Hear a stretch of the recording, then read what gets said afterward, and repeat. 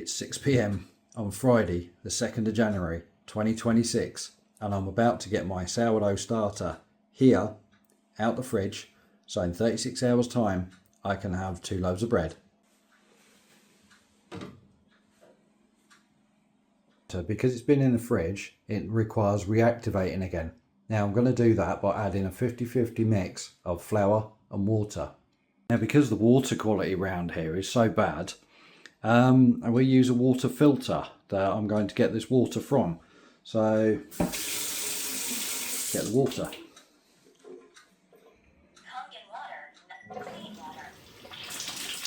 So with this I'm going to put 150 mils of water in there.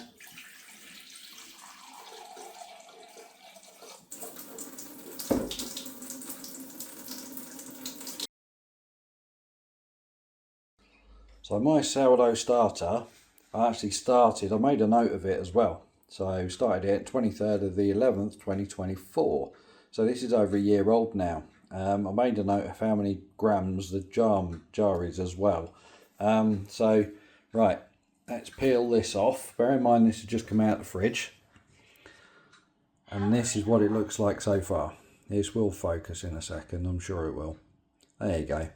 So yeah, it's a little bit active. It will become more active in the morning. So here we go with the feeding process.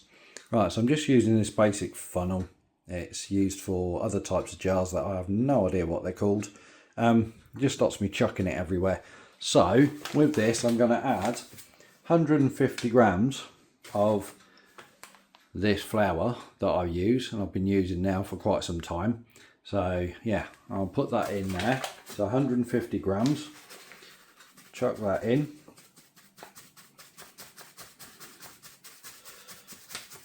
So chuck it in, get 150 grams. This is just the feeding process to activate it again, as I said.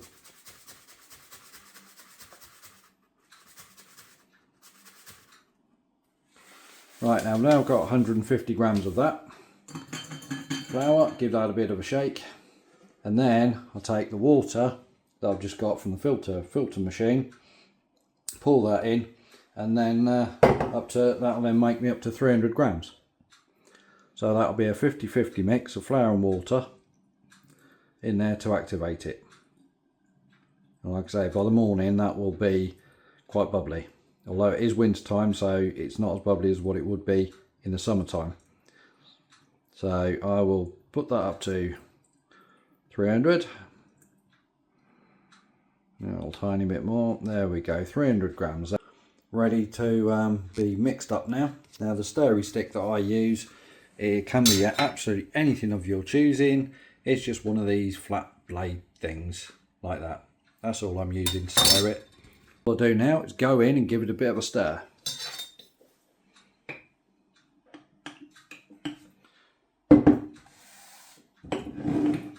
Give it a bit of a stir, a little bit of a stir. So we get it so it's kind of like that. So it's getting together. So it's not sort of too wet, not too dry. Although it is possible though to start some starter from some scrapings. So if somebody's got some starter that they've already got, you can actually get just some scrapings from the side of their jar, put it in a pot, take it home, do this process, and that will start the sourdough starter mix for you without the longer process. The longer process takes around about a week to do. So I'm just literally going to give that a little bit of a stir, and then I'll be leaving that then overnight and come back in the morning. So just continue stirring this for a few seconds more, like so. And then all I do, give it a bit of a scrape off, you see. That's what's happening to it. So it might not look fantastic, might not be a work of art, doesn't need to be. Because that is now going to pick up all the good stuff from the air, go in there, and that is going to start effectively germinating, as it were. So just chuck that in there like so. Get rid of that now. that's out of the way. And then all I'm going to be doing with this now, so you probably see there, look, it's mixed. It's not a perfect mix, it is what it is. Ain't got to be too careful with it. Give it a little bit of a stick inside there like so. Now all I've been using is this muslin cloth. Right, now you don't actually ever seal these jars up with the sourdough mix in them, because they will explode. They will go pop. Yeah, it's muslin cloth. Yes, it's got some stuff on there. It's been like that for I don't know how long. Perfectly fine. So all I do now is stick that over the top there like so. Go like that. Really technical elastic band. Stick it over the top there. And that I leave overnight until the morning.